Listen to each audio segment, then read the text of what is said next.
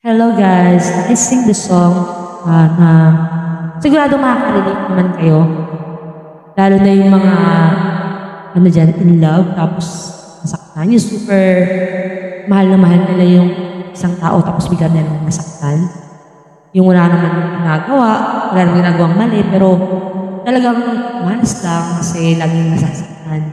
Ganyan, laging naluloko, ganun. Pero advice ko lang sa inyo na sa mga, lalo na yung mga takot masaktan ulit, try lang. Malay nyo, yung makaharap yung tao, is, yun na yung para sa'yo, yun na yung bigay ni Lord. Kaya, ayun, masasabi ko lang na, go with the flow lang. Kung lolokohin ka. Wala kang magagawa doon. Talagang, tadhana na yun sa'yo.